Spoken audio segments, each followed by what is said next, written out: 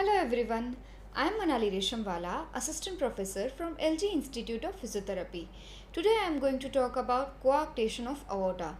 It is a part of syllabus for final year physiotherapy students of Gujarat University and the subject is physiotherapy in cardiopulmonary conditions. So let's see what is COA, that is coarctation of aorta. It is one of the acyanotic congenital heart disease. This is constriction located at any site but most commonly just distal to the origin of left subclavian artery. Many tortuous collateral vessels develop chiefly over the scapular region. So here in a figure we can see there is a defect at the level of arc of aorta just distal to the origin of left subclavian artery. This defect is known as coarctation of aorta and it is due to contraction at the time of obliteration of the ductus arteriosus. This ductus arteriosus is important in embryological life of the person. In embryology of the heart, there is a presence of ductus arteriosus, which is a connection between pulmonary trunk and aorta. In embryonic life, there is a circulation through ductus arteriosus, but in infant, when a birth occurs, it is not required, and that ductus arteriosus gradually closes with the spasm of the muscle around which and becomes a ligamentous arteriosum, which is present in everyone's heart. But at the time of closure of this ductus arteriosus, it may happen that the spasm also spreads along with the arc of the aorta, which may get constricted at the sum of the area. So that is one reason, and another reason is more possibly to embryonic malformation at the junction of the third, fourth and sixth aortic arches.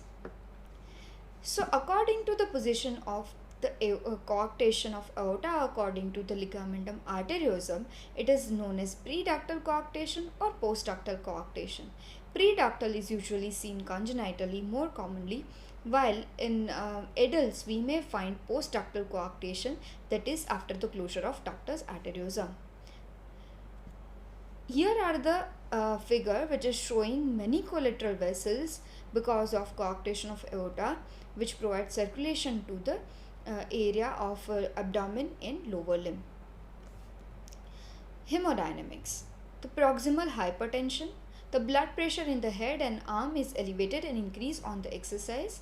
This is because of coarctation of aorta. If we go in the previous figure, we can see that because of coarctation of aorta, the arteries arising before it will get enough amount of blood, that is regular amount, but at the level of coarctation, the back pressure goes to aorta and to the left ventricle, and because of that there is a high pressure in the area where these arteries are supplying, which is in the brain and upper limb, while the area below this coarctation, that is the area supplying arteries of abdomen and lower limb, gets less blood, and because of that there is a less blood circulation.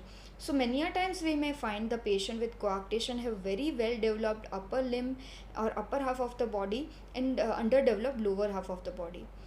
There is distal hypotension and reduced femoral pulses because of that. Blood flow to the lower half of the body is maintained through the collateral vessels. That's why there are so many collateral vessels in these kind of patient.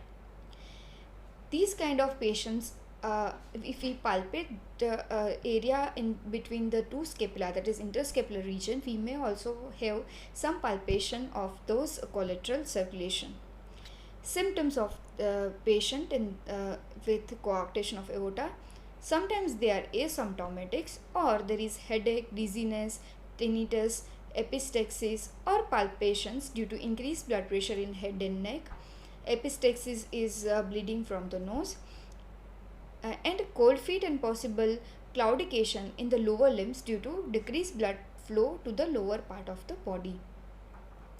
So here we can see that a patient is having high blood pressure in upper half of the body, that is in the brain and upper limb, while low blood pressure distal to the point of coarctation of aorta, that is in the lower limb.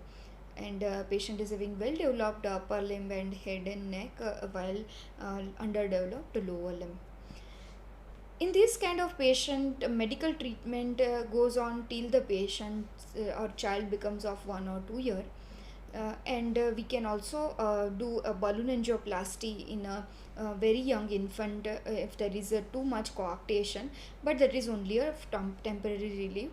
Permanent solution is a surgery in which left posterolateral thoracotomy through fourth intercostal space is done, and in a closed procedure it is done as the coarctation is dissected and the ligamentum arteriosum or persistent ductus is also ligated and divided.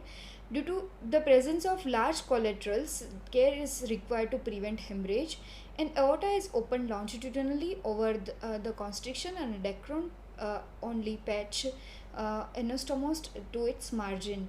Here dacron patch is very important to put because of high pressure aorta have to always feel because of blood directly comes from the left ventricle. So here is a procedure. Here in this procedure there is a direct suture is being shown. Here they have done incision on the aorta pre and post duct area of the coarctation, and they have ligated it. We can also insert a dacron patch over here for very strong stump to occur. Now let's discuss the pre and post operative physiotherapy. Usually routine post thoracotomy regime is done. We have already discussed it along with various lung surgeries of who have done thoracotomy, or we can also follow the same regime as coronary artery bypass grafting, where pre and post operative physiotherapy is very important. Here, the incision may extend very high posteriorly, and special attention must be paid to posture and arm movements than those with CABG or thoracotomy regime. As in child, it is very difficult to make him understand how he has to do exercise and maintain the posture. We can take the help from parents to do all this thing. Then physiotherapy must not be vigorous and tipping avoided. Tipping is head down position. We should avoid head down position in these kind of patient because of blood pressure. If there is a high blood pressure put on the stump or the area where we have done anastomosis, then it will create some undue strain on it, and there may be internal hemorrhage from that area. So we need to avoid tipping so that we can provide enough time to heal those area. This tipping is usually done for sake of removal of secretions from the lung in a case of postural drainage. So we can use a modified postural drainage instead of it. Then discharge is done during second or third week, and vigorous exercise should be avoided for a few months. After that, a child or a patient can go into routine and in every functional activities should be performed. So here are the references. Thank you.